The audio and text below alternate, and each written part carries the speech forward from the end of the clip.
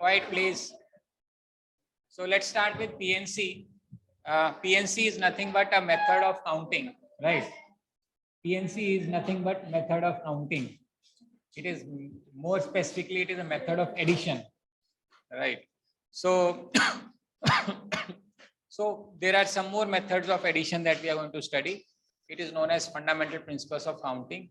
So essentially, we have two principles. One is fundamental principle of addition, and another is fundamental principle of multiplication. So there are two ideas: fundamental principle of addition and fundamental principle of multiplication. Together they constitute fundamental principles of counting. So for example, let us start with this understanding.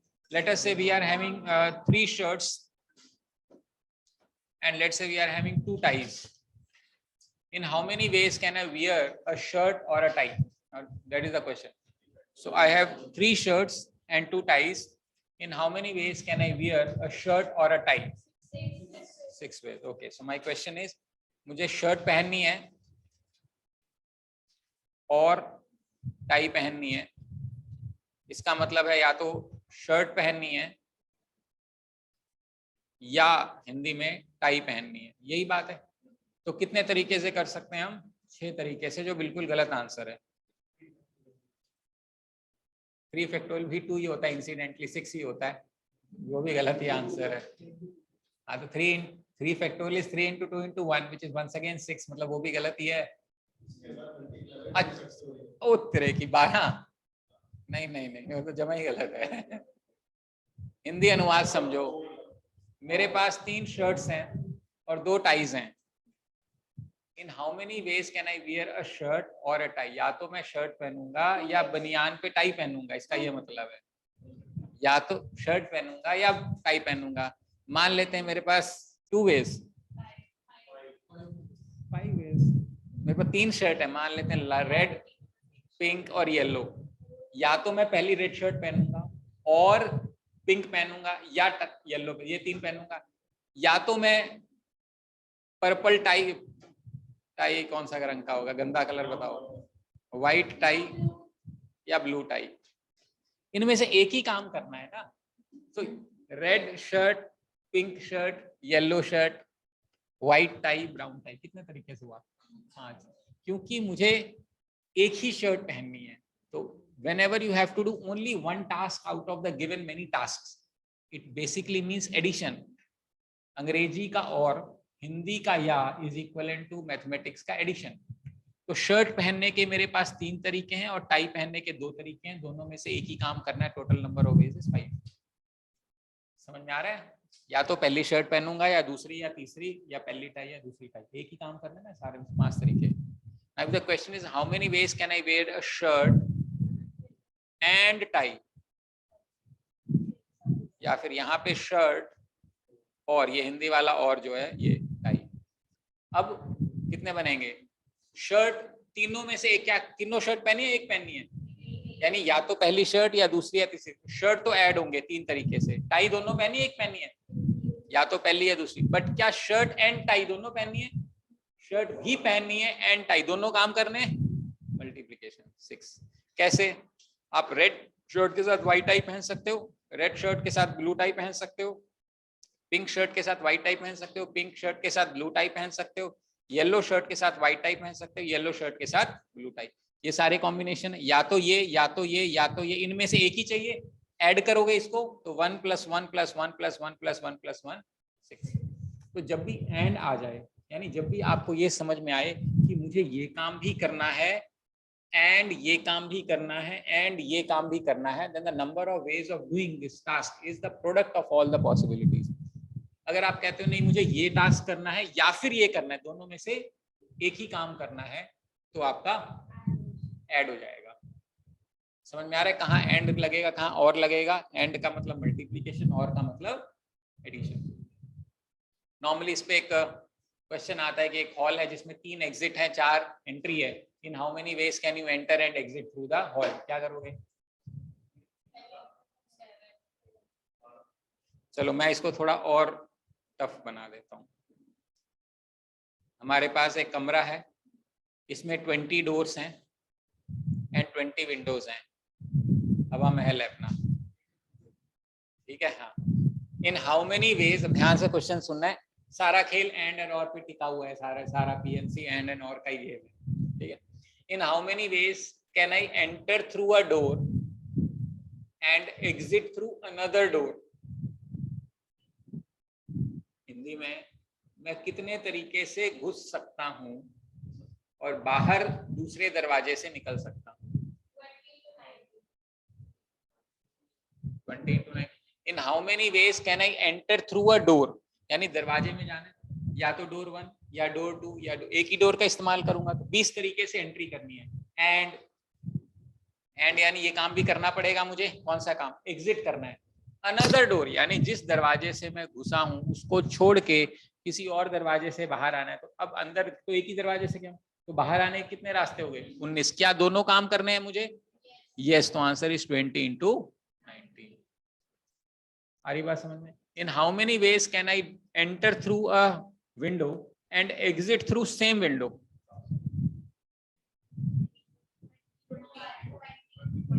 20 into 1। In how many ways can I enter through a window, window में जाने के 20 तरीके, and exit through same window, तो जिससे अंदर गया उसी से बाहर आना है, तो बाहर आने का एक तरीका। इन how many ways can I enter through a door and exit through window? 400। 20 into, door से जाना है, खिड़की से आना है, समझ में आ रहा है? तो उसका आंसर कितना हो जाएगा? 20 into। In how many ways can I enter through a door और a window and exit through any other door or a window? 40 into 39। किसी भी दरवाजे या खिड़की से मैं जा सकता हूं और जिससे गया हूं उससे बाहर नहीं आऊंगा, किसी और खिड़की या दरवाजे से आऊंगा। तो अंदर जाने के कितने तरीके हैं? 40। और बाहर आने के कितने तरीके हैं? ये बात सबको समझ में आती है? तो आपको बेसिक एसेंस पहले एंड और का समझना है। एंड यानी मल्टीप्लिकेशन। जब आपको ये समझ में आ जाए ये सारे काम करने हैं तो मल्टीप्लिकेशन, अगर सारों में से सिर्फ एक काम करना है तो एडिशन। एग्जाम्पल के तौर पे मान लेते हैं आपको 3 लेटर का वर्ड बनाना है विद और विदाउट मीनिंग। कितने वर्ड्स बना सकते हो?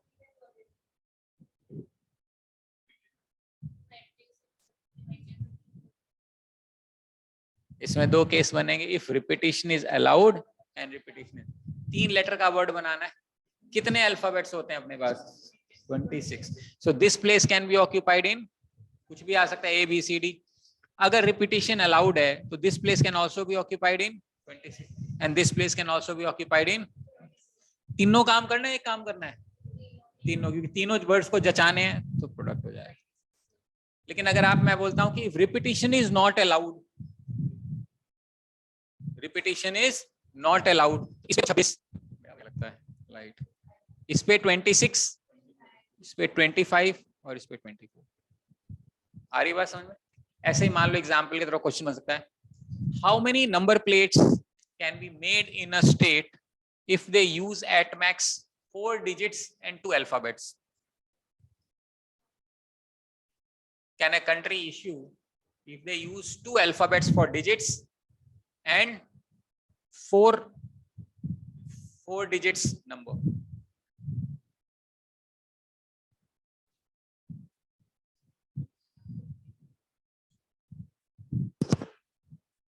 अब ये देखो पंगा कहां फंसेगा, रिपीटिशन अलाउड या नॉट अलाउड। ये आपको लॉजिकली सोचना पड़ेगा कि रिपीटिशन लेना है या नहीं लेना है। क्यों? क्योंकि वो बताएगा नहीं हमें। अब लेकिन नंबर प्लेट है तो क्या रिपीटिशन होगा? होगा। अगर फोन नंबर्स है तो क्या रिपीटिशन होगा? होगा।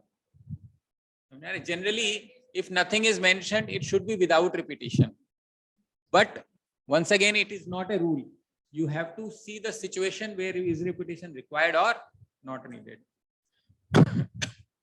हाँ जी, कितने बनेंगे?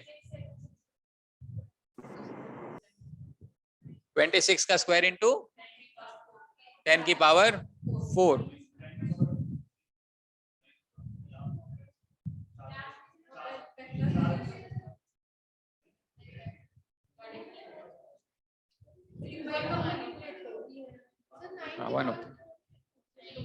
So this is 26, this is 26. Now if this is 10, this is 10, this is 10, this is 10, but this case also includes 0, 0, 0, 0. So that means out of this 10 की power 4, I need to subtract 1. But then this number is multiplied by 26 into 26.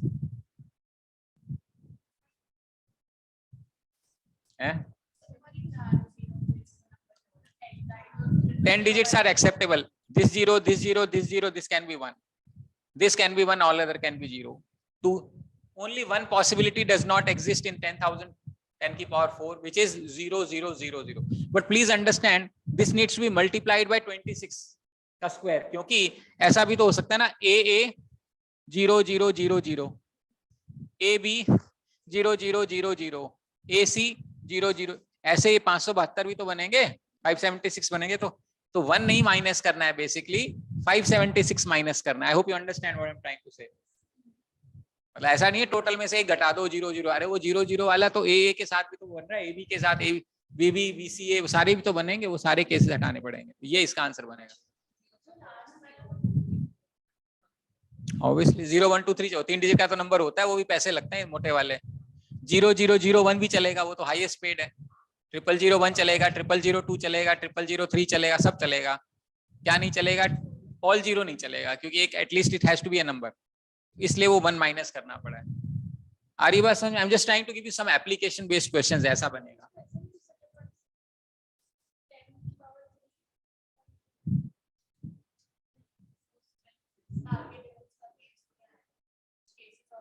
चले जाएंगे, ज्यादा miss हो जाएगा. जो तू कर रही है वो बनेगा 9,000, 9000 बनेगा. हमें क्या चाहिए? 9,999 चाहिए. वो केस कहाँ गए बाकी? ठीक, यही माइनस करवा रही थी या कुछ और माइनस करवा रही थी? यही करवा रही. ये बात समझ में आ रही है? जैसे कि एग्जाम्पल के तौर पे हमने 3 लेटर का वर्ड बनाया, तो ये आंसर आ गया. जो मैं कह रहा हूँ रिपीटिशन नॉन रिपीटिशन, मान लेते हैं 5 लोग हैं और पांचों को 5 कुर्सियों पे बिठाना है. कितने तरीके से बिठा सकते हो? अब पहला, यहाँ पे कोई भी पांचों में से कोई बैठ सकता है. एक बंदा बैठ गया तो यहाँ पे कोई भी 4 बैठेगा, यहाँ कोई भी 3, कोई भी 2, कोई भी 1. तो सारे काम करने हैं तो प्रोडक्ट हो जाएगा, जिसको कि हम 5 फैक्टोरियल के नाम से जानते हैं. अभी मल्टीप्लाई होगा. अब यहाँ पे कह सकते हैं सर मैं तो गोदी में बिठाऊंगा उसको, आपको क्या प्रॉब्लम है? हो सकता है ऐसा? नहीं, क्योंकि एक चेयर पे एक ही बंदा बैठेगा. समझ में? Repetition is not allowed in this case, right? Now for example is another question. मान लेते हैं हम कहते हैं कि मेरे पास 5 उंगलियां हैं और 3 रिंग्स हैं. इन how many ways can you wear 3 rings in 5 fingers?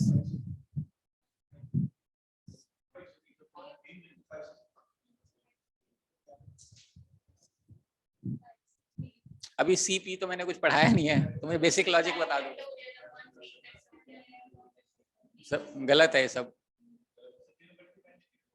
वो आपको सोचना है.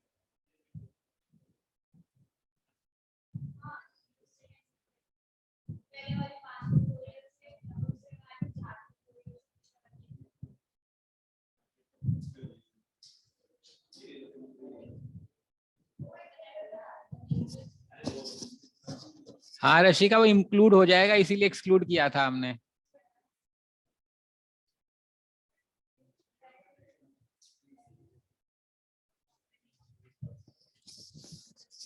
हाँ जी, 5 फिंगर्स 3 रिंग्स.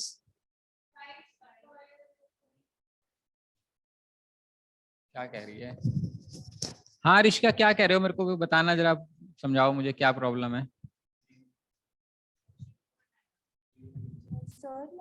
10 की पावर 4 में 0, 0 वाला केस इंक्लूड तो हो जाएगा. हाँ, हमें नहीं करना ना, ये केस नहीं चाहिए. देखो क्यों नहीं चाहिए? क्योंकि इस नंबर की गाड़ी नहीं होती. अच्छा ठीक है ठीक है ठीक है सर, ओके. हाँ, और कोई रीजन नहीं है. ठीक है. हाँ जी, कितने तरीके से पहन सकते हैं? 5 फिंगर्स 3 रिंग्स. या तो आंसर कहीं ना कहीं 3 फैक्टोरियल होगा, या 3 की पावर 3 होगा, 3 की पावर 5 होगा, 5 की पावर 3 होगा. ऐसे ऑप्शंस मिलेंगे आपको, या 5C3 होगा.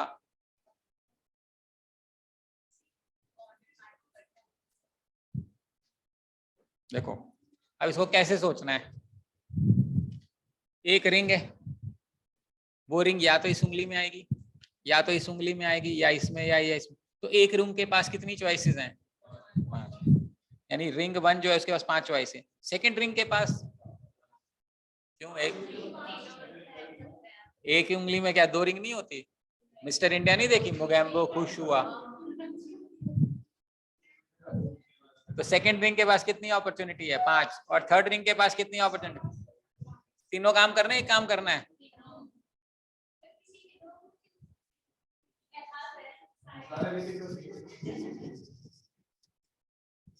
ठीक है, आंसर इज 5 × 5 × 5। ठीक है, इसमें बहुत कंफ्यूजन होने की संभावना है, मतलब अगर क्वेश्चन गलत पकड़ा गया तो। ठीक है कि भाई पहली रिंग में तो कोई भी 3 ही आएगा, सेकंड में कोई 2 आएगा, तीसरा आएगा 3 × 2 × 1, ये भी बोल देते हैं लोग। कॉम्बिनेशन अभी छोड़ दे, अभी बताऊंगा सीवी क्या है। अभी फिलहाल में जो बेसिक एंड और कैट के अंदर ज्यादातर क्वेश्चन एंड और पे बन जाते हैं। ठीक है, ठीक है, क्यों बन जाते हैं? Because they no not everybody would have studied PNC, so that question are also solvable using this method. ठीक है, हाँ जी, समझ में आ रहा है एंड और का कुछ इंपॉर्टेंस? ओके, देन इसमें एक क्वेश्चन और मान लेते हैं हम। हाँ, how many 6-digit palindromes exist? Now this is an example, actual example. Palindromes exist. How many 6-digit even palindromes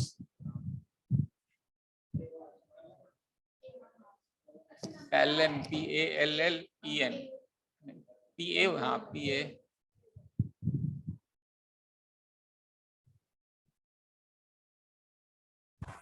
पैलेंड्रोम्स ये होते हैं, जैसे मैडम है ना MADAM, आप ऐसे पढ़ोगे MADM, ऐसे पढ़ोगे MADM। 121 होता है मान लो, 1 to 1 1 to 1, 1 2 3 2 1 1 2 3 2 1 1 2। अब पिटी होएगी तुम्हारी। एक बात सुन, पैलेंड्रोम बना सकती है तू क्या बिना रिपीटिशन के? मतलब क्या?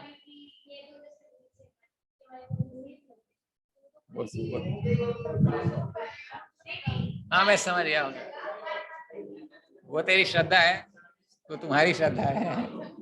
ये सोचने वाली बात है। आपको ये सिर्फ एक ही सिंपल लॉजिक लगाना, क्या रिपीटिशन होगा या नहीं होगा? अब होना ही होना है, क्योंकि अगर पैलेंड्रोम है तो पहला और आखिरी जब तक वो सेम नहीं होगा तब तक पैलेंड्रोम बनेगा नहीं, तो logically it has to be, repetition has to be allowed. सोचा सही है, but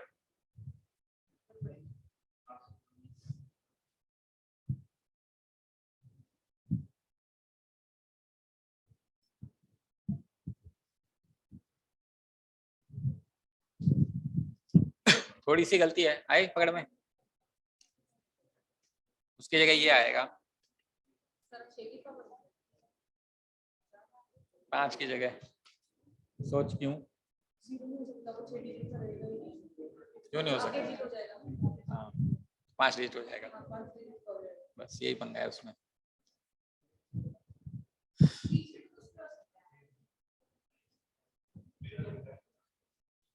So the answer is 400, 400। देखो पैलेंड्रोम चाहिए 6 डिजिट का, यानी 1 2 3 4 5 6। जो डिजिट यहाँ आएगी वही डिजिट यहाँ आनी चाहिए। नंबर होना चाहिए इवन। इवन के लिए या तो यहाँ 0 आएगा, या 2 या 4 या 6 या 8। So this place can be occupied in 5 ways. This will be occupied in only 1 way. जो डिजिट यहाँ आएगा वो कंपल्सरली यहाँ आएगा, तभी तो पैलेंड्रोम होगा। यहाँ पे तो कुछ भी आ सकता है, 10 0 1 2 3, जो यहाँ आएगा वो ये आएगा 1 वेज। यहाँ कुछ भी आ सकता है 10, यहाँ कुछ भी आ सकता है, सारे काम करने, तो आंसर आ गया 500। ये भी गलत है,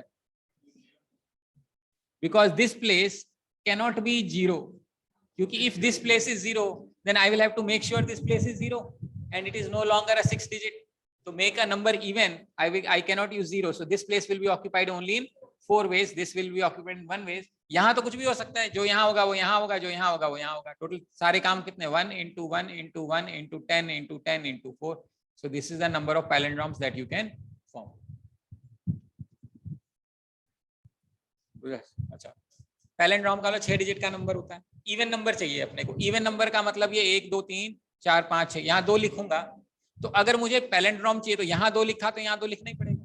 यानी यहाँ पे लेकिन मेरे पास 4 तरीके की पॉसिबिलिटी, या तो 2 लिख सकता हूँ, या 4 या 6 या 8, 0 लिख सकता हूँ। इवन नंबर होता तो है 0, लेकिन अगर यहाँ 0 लिखा तो स्टार्टिंग में भी 0 होगा। अब 0 से कोई नंबर शुरू करेगी, मान ले मैंने 0 3 4, कितने डिजिट का नंबर है? 2 का है ना। तो हमें कितना क्वेश्चन क्या है, तो अगर हमने यहाँ 0 लगाती तो यहाँ 0 लगाना पड़ेगा, तो कितने डिजिट का आंसर हो जाएगा? 5 डिजिट। वो नहीं चाहिए, इसलिए अपन यहाँ 0 नहीं लगा रहे। तो यहाँ या तो 2 या 4 या 6 या 8, 4 तरीके से जो भी नंबर यहाँ आएगा वही नंबर यहाँ आएगा, यानी ये तरीका तो फिक्स हो गया। अब यहाँ पे कुछ भी आ सकता है, 0 लिख ले, 1 लिख ले, 2 लिख ले, 3, जो भी लिख, 10 तरीके से लिख सकती है, लेकिन जो भी लिख दिया वो यहाँ लिखना पड़ेगा। क्यों? पैलिंड्रोम, आगे पीछे सेम वन वे। उसी तरीके से जो मर्जी यहाँ लिख दे, 10 तरीके से लिख सकती है कुछ भी, वही यहाँ लिखना पड़ेगा। इसलिए 1 1 1 है, 10 10 4, 10 into 10 into 4।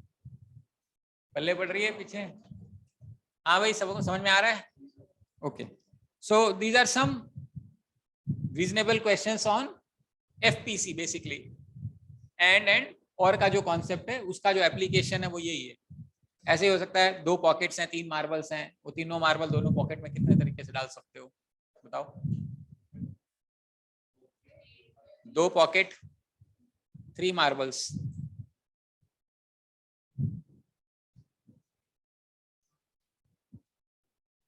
Six veg. ये 3 डिफरेंट मार्बल्स हैं, मतलब 3 अलग अलग। 8 वेज, बिल्कुल सही। पहला मार्बल या तो पहली पॉकेट में आएगा या दूसरी पॉकेट में आएगा।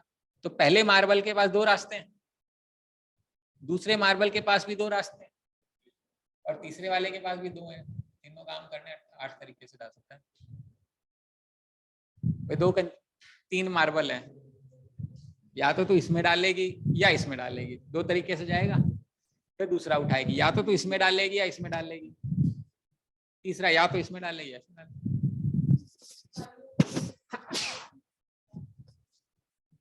टाई वाले में हम एक टाई के ऊपर दूसरी टाई नहीं पहन सकते थे, लेकिन इसमें एक पॉकेट में 2 मार्बल आ सकते हैं। ये डिफरेंस है।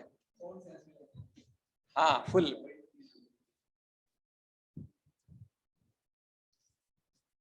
अब इतनी नहीं लगानी। मान लो मैंने कहा कि एक पेड़ है, उस पे 10 बर्ड्स हैं, you are a good shooter, आपने 2 मार दी, कितनी बची?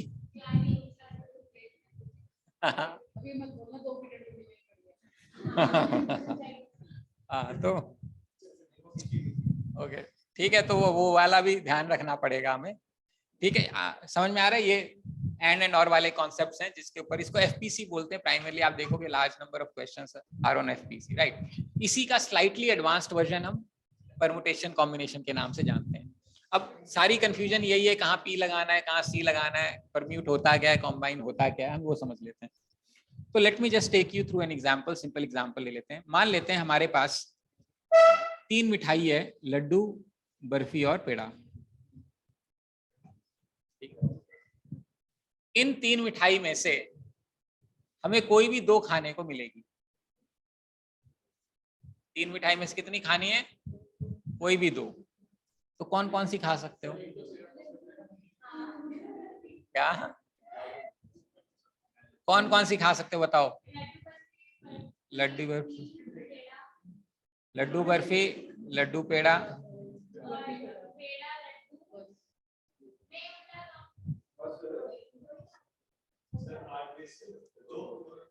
अब आपके पास 3 मिठाई है, आपको कोई भी 2 खानी है, तो आप 3 मिठाई में से या तो लड्डू बर्फी उठा लोगे, या लड्डू पेड़ा उठा लोगे, या बर्फी पेड़ा। ठीक है। अब आप बेसिकली क्या कर रहे हो? 3 में से 2 आइटम्स को चूज कर रहे हो, क्या आपको खाना है, आपने चूज कर लिया। अब आपको इस बात से कोई फर्क नहीं पड़ रहा कि लड्डू बर्फी जब उठाया तो लड्डू और बर्फी दोनों है।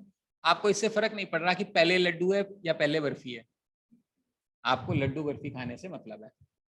लेकिन अगर आप ये कहो कि नहीं सर, मैं लड्डू पहले खाऊंगा और फिर बर्फी खाऊंगा, अलग स्वाद आएगा, बर्फी पहले खाऊंगा और लड्डू बाद में खाऊंगा तो अलग स्वाद आएगा। समझ में आ रहा है? 2 कैटेगरी हो गई। कैटेगरी कौन सी होगी कि मैं अगर उसका ऑर्डर बदल दूं तो मेरे को फर्क पड़ रहा है इस बात से। तो जब ऑर्डर बदल दें तो फर्क पड़ रहा है, तो काउंटिंग में चेंज आ जाएगा। तो इसी तरीके से पेड़ा लड्डू, उसी तरीके से पेड़ा बर्फी। अब अगर आप कहते हो नहीं सर हमें ऑर्डर से कोई मतलब नहीं है, सो लॉन्ग पढ़ने को मिल जाए हमें कोई फर्क नहीं पड़ता। जब हमें इस बात से कोई फर्क नहीं पड़ता कि पहले क्या आ रहा है बाद में क्या आ रहा है, उसको बोलते हैं चूज करना, चॉइस करना। समझ में आ रहा है इसको क्या बोलते हैं? चूज करना। तो इस चीज को हम ऐसे लिख सकते हैं, 3 आइटम्स हैं, उसमें से मेरे को चूज करनी है सी। कितनी आइटम चूज करनी है? 2। इस बात को कि भाई 3 में से चूज करनी है 2 आइटम को हम ऐसे लिखते हैं 3C2 करके, यानी 3 में से चूज करनी। कितनी तरीके से चूज कर सकते हैं आप? 3 तरीके से, या तो ये और दिस और दिस। समझ में आ रहा है? दिस और दिस और दिस, ये हो गया चॉइस, चूज करना। जैसे कि मान लो अपने पास क्वेश्चन है कि भाई हमारे 15 खिलाड़ी हैं लेकिन खेलेंगे तो 11, तो अपने को मैच टीम चूज करनी है, टीम को चूज करना है। अब आपको इस बात से मतलब नहीं है कि आपका नाम कब बुलाया जा रहा है, कभी भी बुला लो। अगर आप प्लेइंग 11 में तो आपको कोई दर्द नहीं है, तो उसको कैसे करोगे? 15 में से क्या करना है आपने? चूज करना है 11 लोगों को। 15 में से क्या करना है आपको? चूज करना है 11 लोग। तो चूज करने का मतलब इस बात से हमें कोई मतलब नहीं मेरा नाम पहले आया तुम्हारा नाम बाद में आया किसका, क्योंकि हम खेल रहे हैं तो हमें कोई दिक्कत नहीं है। यानी जहां पर भी पोजीशन या ऑर्डर जिसको हम बोलते हैं वो इंपॉर्टेंट ना हो, जहां पर ऑर्डर या पोजीशन पहले कौन बाद में कौन, इससे हमें कोई मतलब नहीं है, सो लॉन्ग हम उसको चूज कर रहे हैं। तो वहां पे हमेशा कॉम्बिनेशन लगता है जिसको हम चॉइस बोलते हैं। सी का मतलब चूज, समझ लो। समझ में आ रहा है? तो अगर 15 खिलाड़ी हैं, 11 लोगों की टीम चाहिए, तो 15C11। ये क्लास है, मान लो 20 बच्चे हैं, मैंने कहा 12 लोगों का ट्रिप बनाना है मेरे को। अब वो कौन से 12 होंगे पता तो नहीं मेरे को, तो कितने तरीके से मैं चूज कर सकता हूं? 20C12, 20 में से चूज करना है 12, क्वेश्चन खत्म। आ रही बात समझ? तो चॉइस कहां लगेगा? जहां पे ऑर्डर इंपॉर्टेंट नहीं है, जहां पर भी हमें उठाना है, हमें चुनाव करना है। जैसे क्वेश्चन आता है, मान लेते हैं इस क्लास में 10 गर्ल्स हैं, मान लेते हैं 10 गर्ल्स हैं और 15 बॉयज हैं।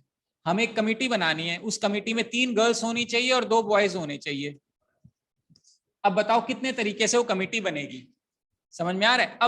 अब कमेटी बनानी है, नहीं 10 में से 3 लड़कियां चाहिए। अब वो 3 लड़कियों का नाम पहले किसका आया इससे मतलब नहीं है, तो कितने तरीके से गर्ल्स आ सकती हैं ग्रुप में? 10C3। और बॉयज कितने तरीके से आ सकते हैं? अब चूंकि मेरी कमेटी में 5 लोग हैं, मुझे दोनों काम करने पड़ेंगे, ध्यान रखना। मुझे क्या करना है? दोनों काम। ऐड करूं या मल्टीप्लाई? ये इस क्वेश्चन का सॉल्यूशन है। यही क्वेश्चन आते हैं कि एक ग्रुप है, उसमें से टीम्स बनानी है, उस टीम्स की कंडीशंस होती हैं, उस कंडीशन के अकॉर्डिंग हम टीम को चूज करते हैं। समझ में आ रहा है? तो जहां पर भी चॉइस आ गई, जहां पर भी हमें पोजीशन इंपॉर्टेंट नहीं है, वहां पे हम क्या करेंगे? चूज करेंगे। अब मान लेते हैं मैंने आइटम्स को चूज कर लिया, 3 तरीके से चूज किया। अब हर एक तरीके को, अब मान लो आप कहते हो नहीं लड्डू बर्फी और बर्फी लड्डू मेरे को तो स्वाद अलग अलग आते हैं, तो इसको अपन अरेंज कर सकते हैं। चूज करके क्या कर सकते हैं? अरेंज कर, यानी उसी चीज की जब हम पोजीशन को बदलते हैं तो उसको क्या बोलते हैं? अरेंज। अब 2 चीजें हैं, 2 जगह रखनी, कितनी तरीके से अरेंज कर सकते हैं आप? 2 तरीके। This can be done in 2 ways, this can be done in, दोनों काम करने, इसको 2 फैक्टोरियल बोलते हैं। यानी कि अगर मैं इसमें 2 फैक्टोरियल मल्टीप्लाई कर दूं, यानी पहला स्टेप क्या है? चूज, और सेकंड स्टेप क्या है? अरेंज। तो पहला स्टेप चूज है, सेकंड स्टेप है मेरा अरेंज। अगर मैं इन दोनों को कंबाइंड कर दूं, चूज भी करूं एंड अरेंज भी करूं, इसको हम परमुटेशन बोलते हैं। तो परमुटेशन कुछ अलग या नया नहीं है, जो second step of after choosing है, अब उसको कंबाइंड करके सिंगल स्टेप में हम उसको परमुटेशन बोलते हैं। जैसे कि इस चीज को अपन बोलेंगे 3P2, यानी 3 आइटम्स को मैंने परम्यूट किया, लेकिन परम्यूट करने से पहले चूज करना पड़ेगा, तो पहले चूज करके फिर अरेंज करोगे, उसको परमुटेशन बोलते हैं। ये अरेंजमेंट वर्ड कैसे आता है? फॉर एग्जांपल, ये अरेंजमेंट वर्ड समझ में आ जाएगा तो हमें समझ में आ जाए। मान लेते हैं आप अपने घर में बैठे हो, फिलहाल ये आपकी टीवी की पोजीशन है, और ये आपका बेड है, और ये आपका स्टडी टेबल है, मान लेते हैं ये पोजीशन है। अब आपके कमरे में तीनों चीजें, आप बेड पे बैठ के टीवी देखते रहते हो, पढ़ते नहीं हो। अब एग्जाम आ गया, आपने क्या किया? स्टडी टेबल यहाँ लगा दिया बेड के आगे, यहाँ बेड लगा दिया और टीवी को साइड में कर दिया। आइटम तो सेम है। जब कोई फ्रेंड आएगा तो क्या बोलता है वो घर में? वो कहेगा अच्छा अरेंजमेंट चेंज कर दी क्या घर की। जब अपन घर का सोफा बेड इधर उधर चेंज कर देते हैं तो जब कोई आता है तो बोलता है अच्छा नई अरेंजमेंट, आइटम सेम होती है, बस उसकी पोजीशन बदलने की वजह से हमें चेंज फील होने लगता है। इसीलिए हम वर्ड हिंदी में इस्तेमाल करते हैं अरेंजमेंट। तो आपने घर की अपनी अरेंजमेंट चेंज कर दी, आप मान लो ड्राइंग सोफा चेंज कर देते हो या विद इन रूम आप सोफा की पोजीशन, डाइनिंग की पोजीशन, टेबल की चेंज करते ही सामान सेम है, उसी को पोजीशन बदलते हैं। तो जब हम किसी चीज की पोजीशन बदलते हैं इस प्रोसेस को हम अरेंजमेंट बोलते हैं। लेकिन किसी चीज को बदलने के लिए कई बार उसको लाना भी जरूरी होता है। तो जब दोनों प्रोसेस हम करते हैं उसको साइमल्टेनियसली जब इकट्ठा रिप्रेजेंट किया जाता है तो हम उसको परमुटेशन के नाम से रिप्रेजेंट करते हैं। समझ में आया? अब इसको कैसे सॉल्व करेंगे वो सेकंड बात है, लेकिन हाँ ये सी वाला ही 2 है, ये वाला 2 है। यानी 3 आइटम को अरेंज किया, मतलब 3 में से 2 को अरेंज किया। जैसे 3 में से चूज किया 2 को, ऐसे 3 में से अरेंज किया 2 को। 3 आइटम में से सिर्फ 2 को अरेंज किया है। कौन से 2 वो देखेंगे। समझ में आ रहा है? तो इन दोनों स्टेप्स को साइमल्टेनियसली जब यूज करते हैं तो इसको परमुटेशन का नाम से समझते हैं। तो ये बात, ये डिस्टिंक्शन समझ में आ रहा है? तो परमुटेशन कुछ नहीं, it is one step more than combination, that's it. जैसे कि जो हमारे 11 खिलाड़ी थे, मान लो आपने कहा, मैंने कहा कि भाई 11 खिलाड़ी है, 15 में से टीम बनानी है, लेकिन आपने ये कंडीशन रख दी कि सर जिस खिलाड़ी का नाम पहले आएगा उसको 1 लाख मिलेगा, जिस खिलाड़ी का नाम दूसरे नंबर पे आएगा उसको 2 लाख मिलेंगे। अब जो वो खिलाड़ी सेलेक्ट होंगे उनको फर्क पड़ेगा उसके नाम कब आ रहे, दर्द होएगा अगर पहले बुला लिया तो वो कब तक वेट करना चाहेगा। अब कितने तरीके से कमाई हो सकती है, मान लो ये सवाल आ गया एग्जाम में, समझ में आ रहा है? 15 खिलाड़ी हैं, उसमें से 11 खेलेंगे मैच और जिस ऑर्डर में उनको खिलाया जाएगा उतने लाख मिलने हैं उनको। अब बताओ कितने तरीके से उनको खिलाया जा सकता है। तो अब ये कॉम्बिनेशन का क्वेश्चन है या अरेंजमेंट का? अरेंजमेंट का। तो इसको कैसे सोचेंगे हम? 2 तरीके से सोच सकते हैं। 15 में से वो कौन से खिलाड़ी जिनको बुलाया जाए, पहले तो यही देखना है।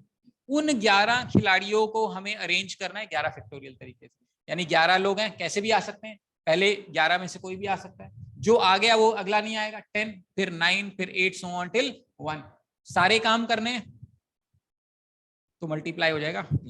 It's rather than somebody telling you this, they may simply से द आंसर इज 15p11। इन दोनों का कंबाइंड स्टेप को सिंगल स्टेप में कन्वर्ट कर दिया 15p11, दैट्स इट।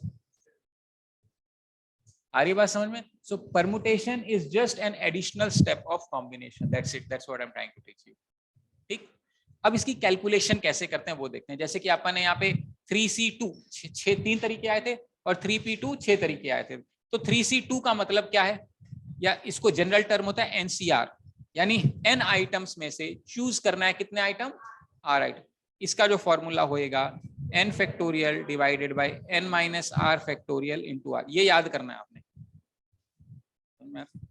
अब अभी मैंने आपको बताया था NCR के अंदर अगर मैं r फैक्टोरियल कर दूं तो ये क्या बन जाएगा मेरा NPR। अगर मैं इसको सॉल्व करूं, देखो r factorial into n factorial by n minus r factorial into r। अब आप ध्यान से देखो, ये r और ये r कट रहा है, तो मेरे पास जो रिजल्ट बचेगा वो क्या बचेगा, NPR। NPR क्या होता है, n factorial by n minus r factorial, और NCR क्या होगा, n factorial by n minus r factorial into r factorial. अब हम देखते हैं, हमारे पास 3 मिठाई में से 2 मिठाई हमें चाहिए थी, तो 2 factorial divided bye 3 minus 2 factorial into 3 factorial आएगा, तो ये बनेगा 3 factorial by 1 factorial into 2 factorial. तो ये 3 इंटू 2 फैक्टोरियल आएगा, 2 फैक्टोरियल से 2 फैक्ट खत्म हो जाएगा, कितना आ गया 3। वो कौन से 3 से तरीके, लड्डू बर्फी लड्डू पेड़ा, हमें ऑर्डर से कोई लेना देना नहीं है। लेकिन अगर आप बोलते नहीं ऑर्डर इंपॉर्टेंट है तो आप क्या करोगे, इंटू 2 कर दोगे, 3 इंटू 2 सीधा आ गया 6, या फिर आप 3p2 भी कर सकते हो, ये बनेगा 3 फैक्टोरियल बाय 3 माइनस 2, ये तो है ही नहीं ना r, तो ये बनेगा 3 फैक्टोरियल अपॉन 1 फैक्टोरियल, तो ये बनेगा 3 इंटू 2 6, जो कि अपना आंसर है। तो आपका ब्रॉड अंडरस्टैंडिंग जो परमुटेशन कॉम्बिनेशन का है वो ये है। अगर ये समझ में आ जाएगा तो काफी हद तक आप इसमें से इस मामले को आराम से निपटा पाओगे। यहां तक क्लैरिटी है? अब मैं इसमें 1-2 एग्जाम्पल ले लेता हूं ताकि इसी चीज को मैं रीइंफोर्स कर सकूं। इसमें कई सारे फॉर्मूले किताब में दिए हुए हैं, बट वो सारे याद नहीं होंगे, तो मैं आपको लॉजिकली समझाते चलता हूँ कि भाई अगर वो फॉर्मूला ना भी याद हो तो हम उसको कैसे सोच के निकाल सकते हैं, ठीक है। तो let us take some more examples so that we are able to understand. Now, what is the most important word for you guys nowadays?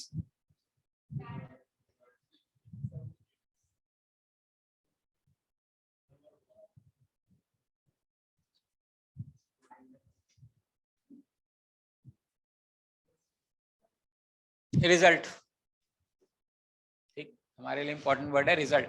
कितने अल्फाबेट्स हैं? 6। अगर मैं आपसे पूछूं how many 6 letter words can be form, क्या बताओगे?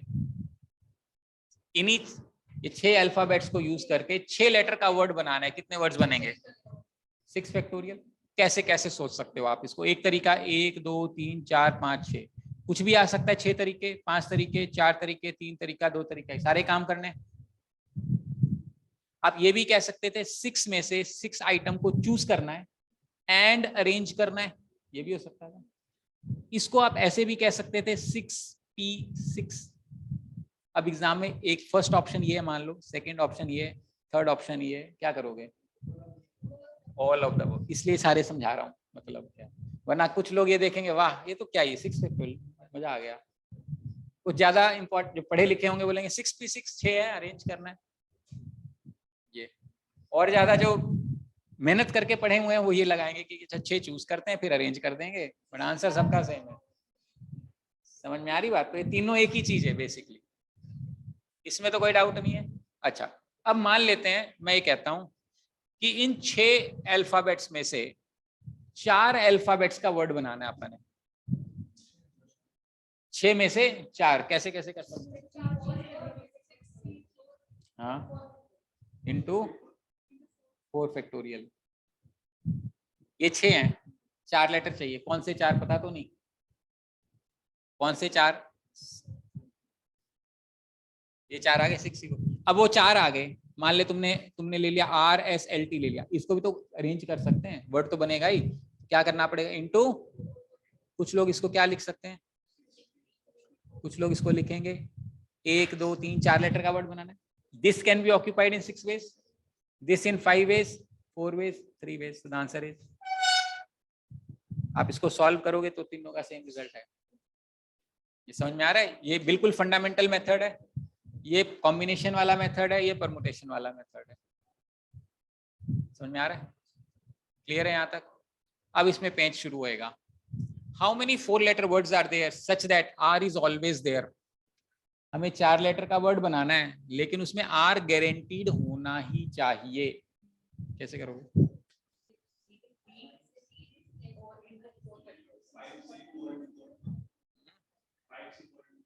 5C4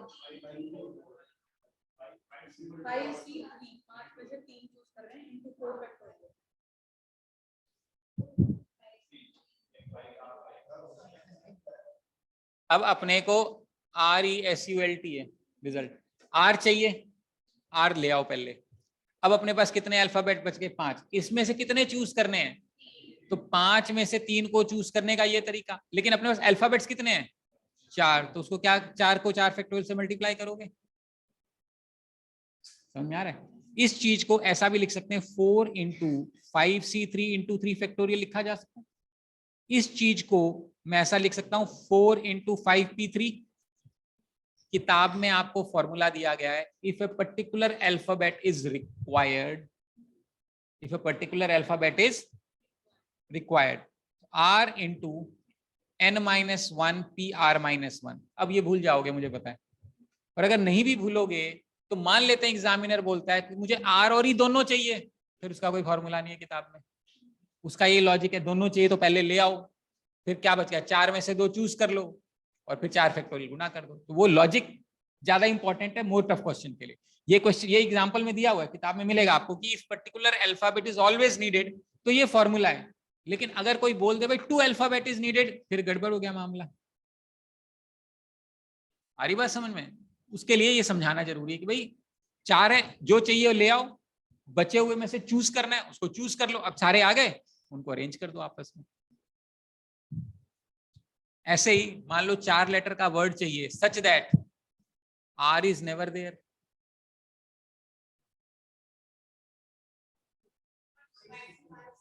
5c4 आगे into 4 factorial. It is same as saying this. अगर r is never there तो r हटा दो, कितने बच गए 5, 5c4 into 4 factorial. ये क्या हो गया बेसिकली 5p4 हो गया, तो ये बेसिकली हो गया n-1 pr, n-1 pr when a particular is not there. ठीक है, और ये कब होगा a particular is always there. ये दोनों दिए हुए हैं फॉर्मूले, लेकिन ऐसा भी तो हो सकता था वो कहे r और s दोनों नहीं चाहिए, फिर फंस जाएगा मामला। फिर वहां 4c2 into 4 फैक्टोरियल करोगे, आंसर आ जाएगा। 2 है ना, 2 तो ले ही आए, 6 में से 4 बचे, उसमें 2 और चाहिए। हाँ तभी तो 4 फैक्टोरियल लिया ना, चारों को अरेंज करना है। आ रही बात समझ में, क्या समझाना की कोशिश कर रहा हूं। अब इसमें एक दो और वैरायटी, मान लेते हैं हमारे पास ये वर्ड है रिजल्ट, 6 लेटर के 6 फैक्टोरियल वर्ड बनेंगे। इसमें वॉवल्स कितने हैं, ई और U. How many 6 letter words can be form such that both the vowels are always together? How many 6 letter words can be formed such that both the vowels are always together? दोनों vowels हमेशा ही साथ होने चाहिए, ऐसे कितने होने?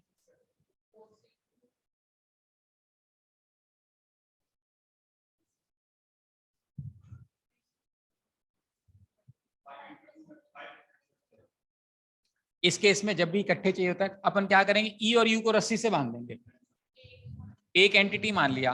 अब मेरे पास आर एस एल टी बच गया। अब जहां पर भी ये जाएगा इकट्ठे जाएगा, क्योंकि हमने रस्सी से बांध दिया, तो इसको सिंगल एंटिटी मानेंगे। जहां भी जाएगा इकट्ठा मूव करेगा, लेकिन जगह तो 2 ही ऑक्यूपाई करेगा। अब कितनी डिफरेंट एंटिटीज होगी, 5। इन सबको अरेंज करना है 5 फैक्टोरियल वे से। लेकिन EU UE भी तो हो सकता है, इंटरनली भी तो शिफ्ट होएगा, तो वो 2 उसको भी शिफ्ट करोगे, दोनों काम करने हैं। ये आंसर है।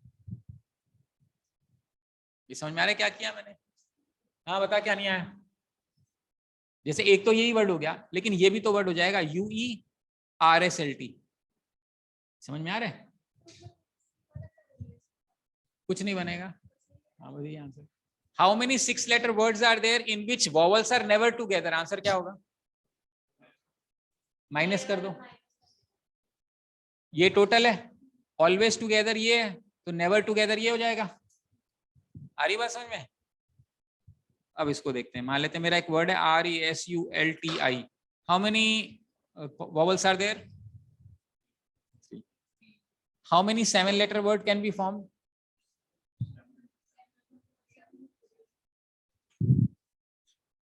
How many words can be formed where all 3 vowels are together? All the vowels are together.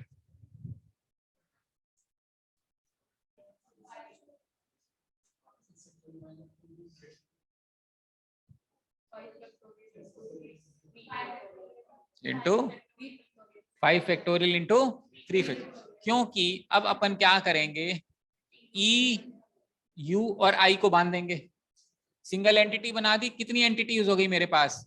1 2 3 4 और 5 हो गए। तो उनका क्या बनेगा? 5 फैक्टोरियल। अब ये जो 3 है वो इकट्ठे रस्सी से बंधे हुए हैं, कैसे? EUI। लेकिन EUI भी तो 3 तरीके से अरेंज हो सकता है। EUI, EIU, UI कितने तरीके से हो सकता है?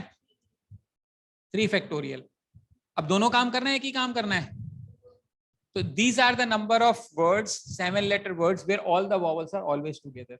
Now, if I ask you this question, how many words are there where no vowels are together? कोई भी vowels इकट्ठे नहीं है। How many vowels, how many 7 letter words are there such that vowels are never together? Minus कर देंगे, ये गलत है आंसर। यही समझाना था तुम्हें। जो जिस पता है किसका answer? Not all 3 vowels are together का आंसर है। 2 वॉवल इकट्ठे भी तो हो सकते हैं इसमें। समझ? पिछले वाले में दिक्कत नहीं थी, क्योंकि 2 ही वॉवल थे, या तो इकट्ठे होंगे या नहीं होंगे। अब इसमें 3 वॉवल है, तीनों को अगर आपने रस्सी से बांध दिया तो तीनों वॉवल इकट्ठे हैं। अगर टोटल में से इस केस को माइनस किया तो हमने वो केसेस माइनस किए where all three vowels are not together but then there are vowels जहां पे दो वॉवल इकट्ठे हैं। क्वेश्चन क्या है? No two vowels are together, कोई भी वॉवल इकट्ठा नहीं होगा। अब हमारे चैलेंज ये है कि हमें ये नहीं पता कि जब दो वॉवल इकट्ठे हैं उसके बगल वाला वॉवल है या नहीं है। So this question will become complex. So the way you handle this question is this. इसमें कितने कॉन्सोनेंट्स हैं? 4। तो मान लेते हैं 1 2 3 4 ये कॉन्सोनेंट्स लगा दिया अपन ने। अब इनके बगल में एक जगह ये हो गई, एक जगह ये, एक जगह ये, एक जगह, कितनी जगह हो गई? 1 2। इन 5 जगहों में किसी भी 3 जगह पे अगर हम वॉवल को रख दें तो कभी भी कोई भी वॉवल इकट्ठा नहीं होगा। तो इसको कैसे करें? इन चारों को तो 4 फैक्टोरियल से अरेंज हो जाएंगे। ये समझ में आ रहा है क्या कह रहा हूं? यहाँ कोई ना कोई कॉन्सोनेंट है, मान लो RSLT, they will arrange in 4 factorial, क्योंकि हो सकता है ऐसे यहाँ आ जाए। अब हमारे पास कितनी जगह बच गई? 5। इन 5 जगहों में से किसी भी 3 जगह में वॉवल रख के अरेंज कर सकते हैं। अब क्वेश्चन है कौन सी 3 जगह? 5C3 जो 3 जगह ली, मान लो ये इनको अरेंज भी तो कर सकते हैं इंटू 3 फैक्टोरियल। दोनों काम करने हैं। या तो आप इसको सीधा 5P3 कर दो कि इन 5 जगहों में से 3 जगहों को चूज करके अरेंज करना है, या तो ऐसे समझ लो, या क्वेश्चन को टुकड़ों में बांट लो कि भाई 3 जगह चाहिए अपने को। कौन सी 3? 5C3। अब वो 3 आ गई, जगह मिल गई, उनमें 3 लोगों को बिठाना है। कितने तरीके से? 3 फैक्टोरियल। लेकिन ये भी तो काम करना था, सब मल्टीप्लाई हो जाएगा। 4 factorial into 5C3 into 3 factorial, या फिर आप ये कह सकते हो 4 factorial into 5P3।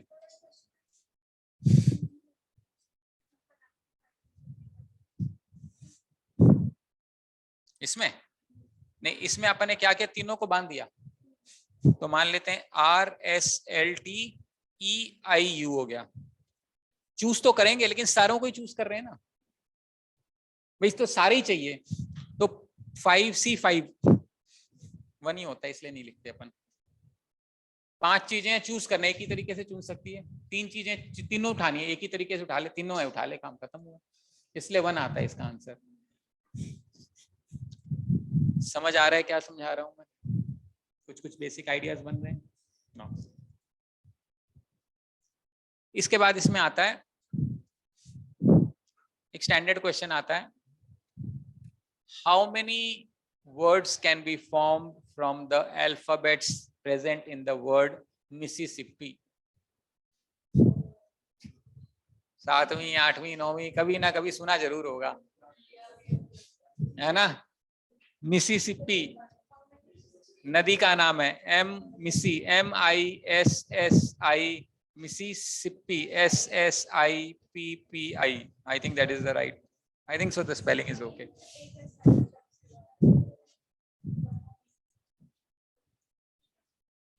It is, I think, one of the largest rivers in US. क्या? ना। अब जैसे हम पिछले वाले क्वेश्चन में कर रहे थे RESULT, तो 7 अल्फाबेट 7 फैक्टोरियल आंसर आ रहा था। लेकिन इसमें प्रॉब्लम है। प्रॉब्लम क्या है? Repetition of words. For example, इस आई को मैं इस आई को इस आई से रिप्लेस कर दूं तो ये नया वर्ड थोड़ी ना बनेगा, सेम वर्ड बनेगा। उसका तरीका क्या होता है? 1 2 3 4 5 6 7 8 9 10 11। अगर ये सारे अलग अलग होते तो मेरा आंसर होता 11 फैक्टोरियल, बट अलग अलग नहीं है। I is being repeated 1 2 3 4 times, तो इसको divide by 4 factorial. S is being repeated 4 times, 4 factorial. P is repeated 2 times, 2 factorial. इतने वर्ड्स बना सकते हो, ये आंसर है आपका।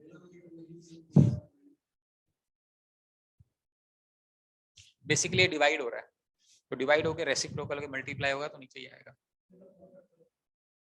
है?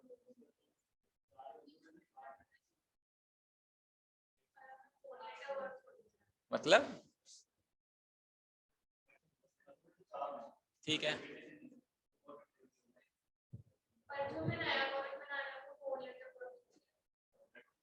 सारे लेटर हैं, इन्हीं सारे 11 लेटर का ही वर्ड बना रहे हैं अपन। 4 लेटर का वर्ड बनाना है तो उसमें वही आंसर थोड़ी ना होगा। अब सारे केसेस लेने पड़ेंगे, चारों एस आ गया, चारों पी आ गया, 2 एस आ गया, 2 पी आ गया, सारे डिस्टिंक्ट आ गए, 1 पी आ गया, 3 अलग आ गया, पूरा खेल है वो तो, बड़ा खेल हो जाएगा ना। केसेस बनेंगे, 4 लेटर का वर्ड बनाना है। कौन से 4? ये तो 11 लेटर का वर्ड है, वो कह रहा है 4 लेटर का वर्ड बनाना है ना। ना केस बनाने पड़ेंगे। All 4 distinct, case 1, 2 same, 3 alphabet same, 4 alphabet same, तो सारे केसेस बनाने पड़ेंगे फिर जाके बनेगा।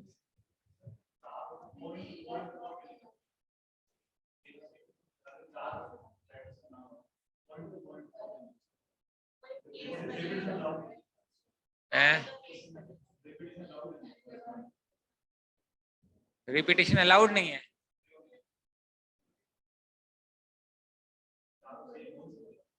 नहीं, अब ये तो डिपेंड करेगा ना। आप अब अगर मान लो सवाल ये है कि ये 11 अल्फाबेट्स हैं, इन 11 में से कोई भी 4 चूज करके वर्ड बनाने हैं, तो कौन से 4 चूज करोगे? चैलेंज हो गया। अब 11C4 तो कर नहीं सकते, क्यों? क्योंकि वो जो 4 चूज करोगे, मान लो तुमने चारों एस उठा लिए तो एक ही वर्ड बना।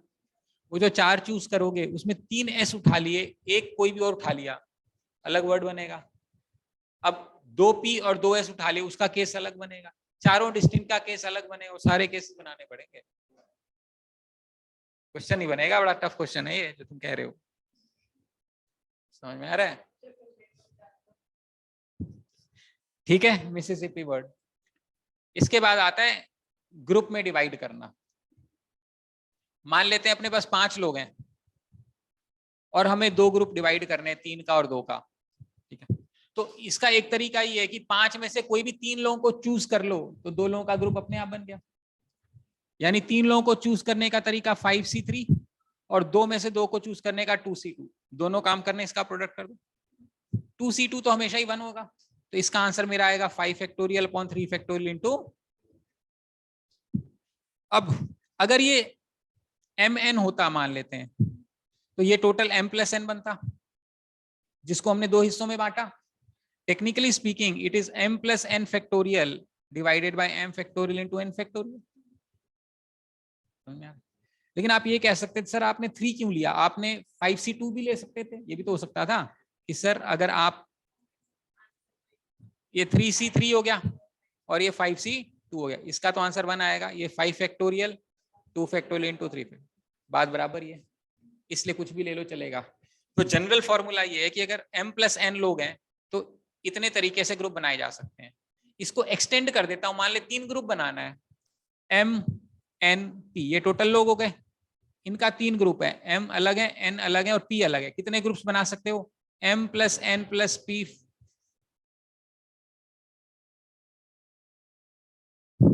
ये नंबर ऑफ ग्रुप्स का फॉर्मूला है। लेकिन यहां इंपॉर्टेंट बात है, ग्रुप्स डिस्टिंक्ट है, इसलिए कोई प्रॉब्लम नहीं हो रही। मतलब एक में 3 लोग हैं, एक में 4। अगर 6 लोग होते तो पंगा फंसता। क्या पंगा फंसता है ये समझाता हूं पहले, अभी देखते हैं, 1 मिनट। मान लेते हैं m = n हो गया, तो टेक्निकली स्पीकिंग ये 2m factorial divided bye m factorial का होल स्क्वायर हो जाता था। ये आंसर तो है, लेकिन इसमें 2 केस बनते हैं, यहां प्रॉब्लम है। क्या मतलब है? मान लेते हैं मैंने कहा 6 लोग हैं, 3-3 का ग्रुप बनाना है, क्या बनेगा? 6C3 कर दो, आंसर आ जाना चाहिए, which is 6 factorial upon 3 factorial into 3 factorial, जो कि यहां नजर आ रहा है, 2 इंटू 3 आ रहा है। ये जो आंसर है, पता है किसका आंसर है? ये उस ग्रुप का आंसर है जहां पे ग्रुप की आइडेंटिटी अलग अलग है, उसका आंसर ये है। अगर ग्रुप की आइडेंटिटी अलग अलग नहीं होगी तो इसको हाफ करना पड़ेगा, डिवाइड बाय 2। अब समझाता हूं इसका मतलब क्या है। कुछ लोग यहां बैठे हैं, कुछ लोग यहां बैठे हैं, ठीक, 6 लोग हैं, 3 लोगों को यहां बैठना है, 3 लोगों को वहां बैठना है। मान लो ये तीनों है और ये तीनों है, ठीक, इसको यहां भेज दिया, इसको यहां भेज दिया, ग्रुप चेंज हो गया, ठीक है। इसको वहां भेज दिया, उसको वहां से, ग्रुप चेंज हो गया। अब मैंने इन तीनों को उधर भेज दिया और इन तीनों को यहां ले आया। अब बताओ ग्रुप चेंज हुआ या नहीं हुआ? अगर मैं ये बोलूं जो इस लाइन में बैठेगा उसको 100 रुपए मिलेंगे और जो उस लाइन में बैठेगा उसको 200 रुपए मिलेंगे। अब बताओ ग्रुप चेंज हुआ नहीं हुआ? क्योंकि इसको बोलते हैं ग्रुप आइडेंटिटी। इसको बोलते हैं ग्रुप, यानी इस ग्रुप का एक नाम है ग्रुप 100 और इस ग्रुप का नाम है ग्रुप 200। अब अगर ये तीनों के तीनों वहां चले गए तीनों के, तो ये दो डिफरेंट ग्रुप माने जाएंगे। उसका आंसर तो ये है जो अपन ने निकाला है, ये आंसर है उसका आंसर, ये जहां पे ग्रुप आइडेंटिटी डिफरेंट है। लेकिन अगर यहाँ पे बैठने वाले को भी 100 मिलेंगे और वहां बैठने वाले को भी 100 मिलेंगे, तो चाहे ये तीनों बच्चे यहाँ आ जाए ये तीनों यहाँ चला जाए, इससे कोई फर्क पड़ेगा? यानी ग्रुप आइडेंटिटी डिफरेंट नहीं है। उस केस में सब कुछ सेम रहेगा, हमें इसको 2 फैक्टोरियल से डिवाइड करना पड़ेगा क्योंकि दो ग्रुप हैं और जबकि होने एक ही चाहिए, हमने इसको दो काउंट कर लिए।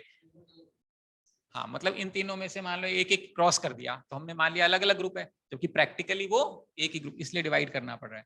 यही काम अगर 3 ग्रुप बनाना होता, फर्स्ट सेकंड थर्ड, और तीनों बराबर होते, तो यहाँ पे आ जाता 3m factorial divided bye m factorial का होल क्यूब। ये क्या है? डिस्टिंक्ट आइडेंटिटी वाला ग्रुप है।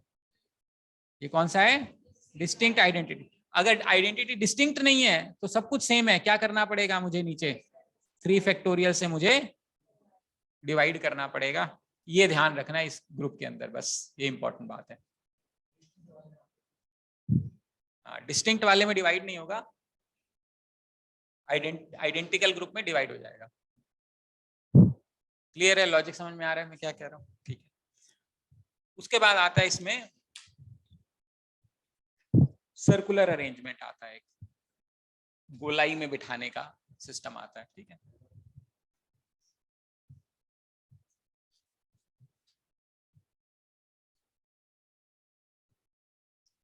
मान लेते हैं मेरे पास 3 लोग हैं ए बी सी, मेरे को इनको लीनियरली बिठाना है, तो मैं ऐसे बिठाऊंगा एक तरीका, ए सी बी दूसरा तरीका, बी ए सी तीसरा तरीका, बी सी ए चौथा तरीका, सी ए बी पांचवा तरीका, सी बी ए छठा। 6 तरीके हो गए। बेसिकली कैसे आया? 3 फैक्टोरियल। वो कैसे आया? 1 2 3 3 into 2 into 1। अब मान लेते हैं मुझे इनको गोलाई में बिठाना है, A B C, A B C, A B C. ठीक, दूसरा सेट ये बन रहा हूं, A B C, A B C, A B C. क्या ये 6 अरेंजमेंट हो गए? ये 6 वाले।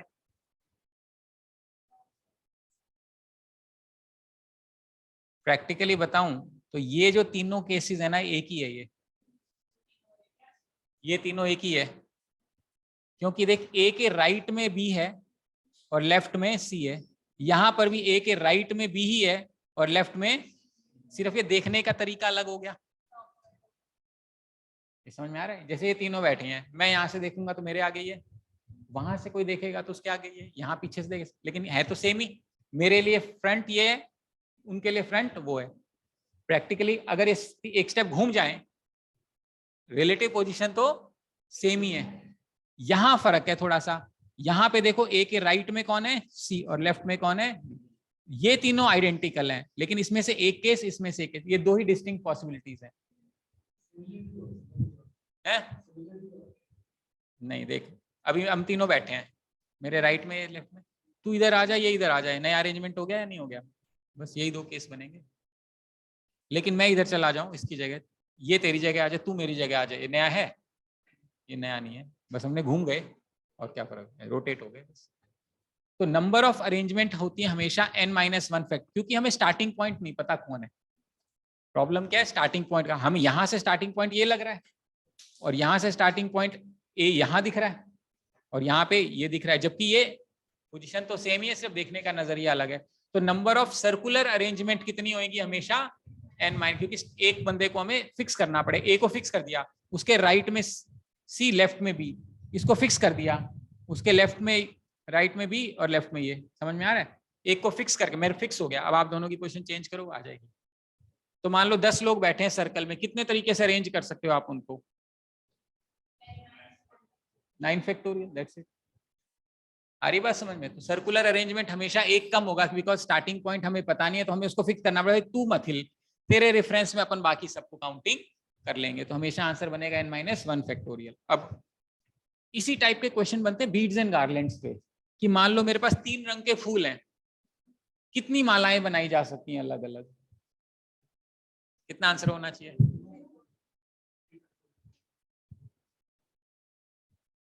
माला तो सर्कुलर होती है, तो 2 फैक्टोरियल नहीं, एक ही बनेगी, क्योंकि इसमें क्लॉक और एंटी क्लॉक का चक्कर पड़ता है।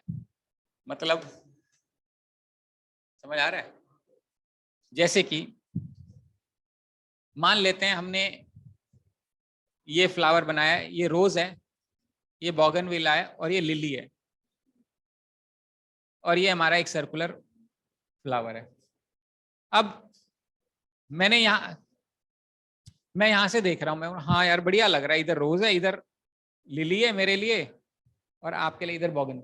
लेकिन जो सामने खड़ा होके, उसके लिए तो उल्टा हो गया, और उल्टा नहीं हुआ तो मान लो मैंने माला घुमा दी, तो माला तो वही थी, लेकिन जो पहले राइट लेफ्ट था वो अब उल्टा हो गया, लेफ्ट राइट। समझ में आ रहा है? तो वो है तो सेम ही, लेकिन लेफ्ट राइट में भी चक्कर पड़ रहा है, सिर्फ माला को घुमा रहे हैं। ये हम माला में तो कर सकते हैं, क्या कुर्सी पे कर सकते हैं? ऐसे 3 लोग बैठे हैं, ऐसे उल्टा तो नहीं कर दोगे, नीचे से देखोगे, देखो सर ये राइट लेफ्ट है। कुर्सी पे तो ऐसे ही बैठो, जमीन फिक्स है, तो ऐसे 3 लोग फिक्स है मान लो, यही मूवमेंट हो सकती है। आप नीचे से तो नहीं देखोगे ना, यहां से देख के बोलोगे तो राइट लेफ्ट उल्टा है, नॉट पॉसिबल। लेकिन माला कर सकते हो, क्योंकि माला इज थ्रू एंड थ्रू। माला और बीड्स दोनों में यही क्वेश्चन आता है। मान लो मैंने कहा 10 रंग के फूल है, कितनी मालाएं बनाई जा सकती हैं? 9 फैक्टोरियल डिवाइडेड बाय 2, क्योंकि वो क्लॉकवाइज और एंटी क्लॉकवाइज घुमाने वाला, वो आधा कर देगा सारे केसेस को, तो माला ही नहीं बनेगी।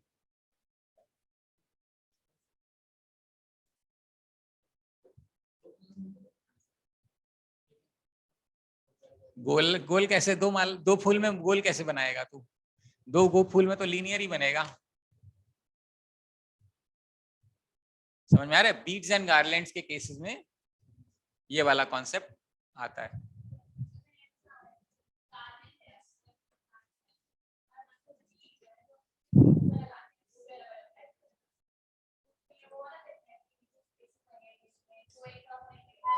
अब वो डिपेंड करता है, अब आप ये चाहते हो कि सारे माला और बीड्स ऑल्टरनेटिवली आए, तो वो तुम सोच रही हो वो सही है। लेकिन अगर आपको इस बात से कोई मतलब नहीं है कि माला कहीं आ जाए, बीट कहीं आ जाए, it is as good as saying कि 20 फूल हैं अलग अलग। It is same as saying ना कि भाई 3 बीड 1 फूल, 4 बीड 1, कोई फर्क नहीं पड़ रहा। तो it is as good as saying कि भाई 20 फूल ही ले लो। लेकिन जो तुम सोच रही हो, तुम कह रही हो कि फूल वर्सेस फूल बीड, तो वो स्पेस बनानी पड़ेगी अपने को।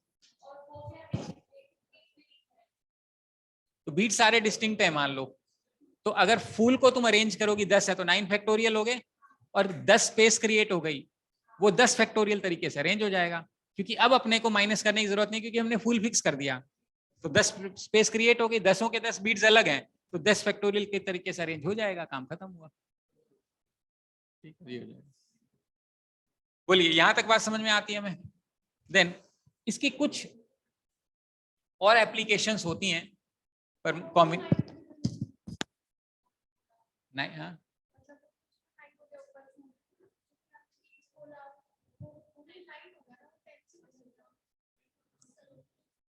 वो ऐसे क्या चीज? This is flower 1, flower 2, flower 3, flower 4, flower 5, flower 6, flower 7, flower 8, flower 9, मान लेते हैं फ्लावर 10। ये आपने अरेंज कर दिया 9 फैक्टोरियल से। अब जो मेरी बीड्स आएंगी वो यहाँ पे आएंगी, B1, B2, B3, B4, B5, B6, B7, B8, B9, B10। इस 10 जगह तो फिक्स हो गए ना, इन 10 जगह में कहीं भी चला जा सकता है। कितने तरीके से जाएगा 10 फैक्टोरियल, दोनों काम करने मल्टीप्लाई करना पड़ेगा। Okay, now another application of this is, you know, finding out number of lines, finding out number of triangles, finding out number of diagonals. Okay, now मान लेते हैं हमारे पास हेक्सागन है,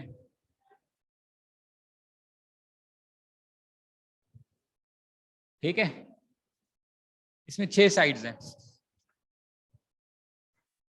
अच्छा, even before I move this, let me ask explain you this.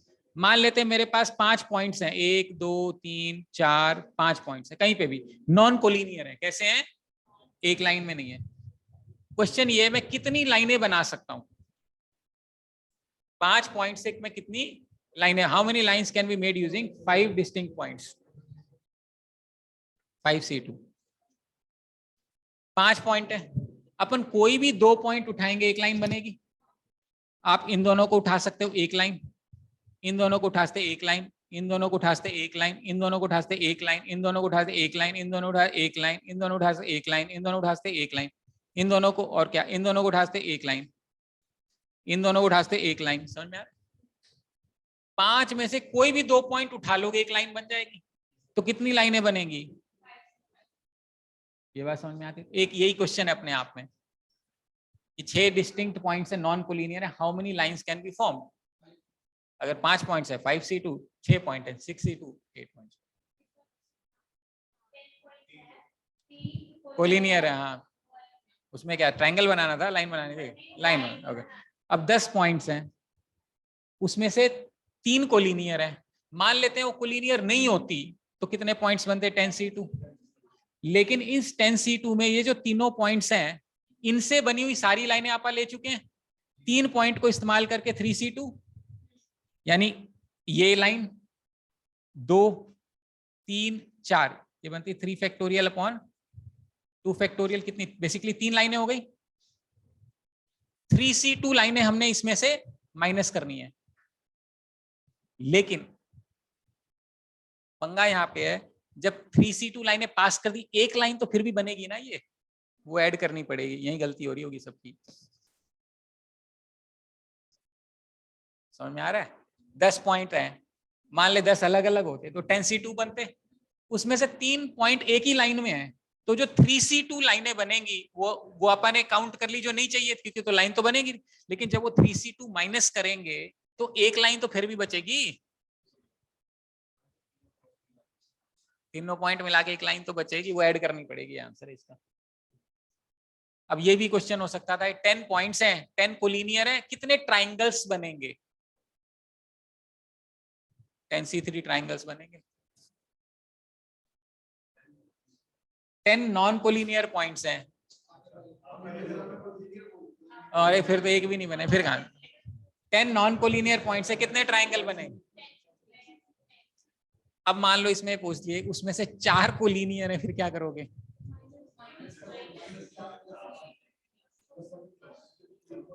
Triangle है, line नहीं है भाई, ट्राइंगल नहीं बनेगा। पूछना भाई, +3 यही आंसर है। क्यों +3? क्या भाई, ये लाइन तो बनेगी लेकिन ट्राइंगल थोड़ी ना बन जाएगा अपने आप ही एक कोलिनियर पे। आ रही बात समझ में? 3 पॉइंट्स मान ले, 4 पॉइंट्स लाइन में, इसका कोई ट्राइंगल थोड़ी ना बनेगा जो आप जोड़े। लाइन तो बनेगी जो, लेकिन ट्राइंगल तो नहीं बनेगा ना। तो 10C3 - 4C3 करना पड़ेगा। अब मान लो डायगोनल्स का क्वेश्चन आ गया, 6 पॉइंट्स हैं, तो कितनी लाइनें बनेंगी? 6C2 बनेगी, -6 पॉइंट्स करने पड़ेंगे। 6 लाइनें, क्योंकि ये बाउंड्री वाली, ये डायगोनल नहीं होता। डायगोनल क्या होता है? ये 1 2 3 4 5 6, फिर यहां से 7 8, फिर यहां से बनेगा, हो गया क्या 8, तो ये बनना पड़ेगा 6 फैक्टर। अरे कोई नहीं, आ जाएगा यहाँ पे, ठीक है।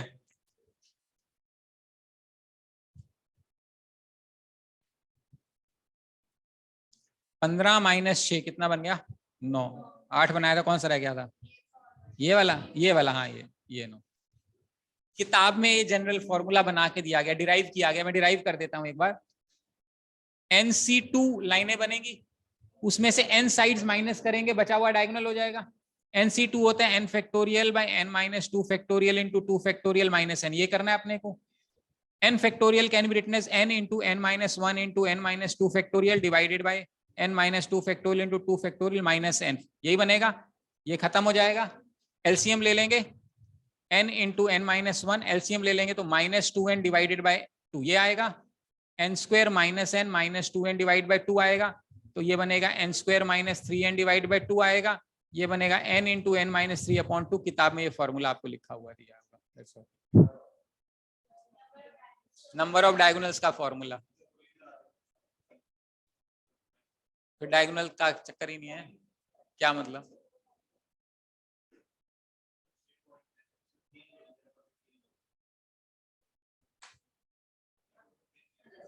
तीन कोलिनियर क्या बनाना, क्या फिर ट्राइंगल, हाँ ट्राइंगल बनेगा तो उसमें डायगोनल बनेगा, मतलब फिर भी लॉजिकली बनाएगा क्वेश्चन, ऐसा नहीं है।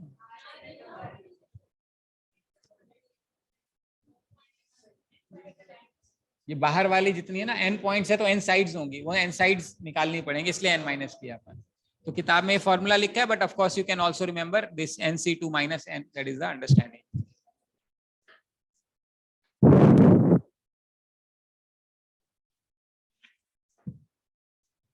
बताइए, यहां तक बात समझ में आती है? इसके बाद हम आते हैं कल का, अभी तो बहुत टाइम है, अभी तो चैप्टर आराम से होएगा, चिंता क्यों कर रहे हो? कल फिर प्रोबेबिलिटी करेंगे, हैं देखेंगे, हाँ वो B1 B3 में चलेगी, जो जिसको करना है।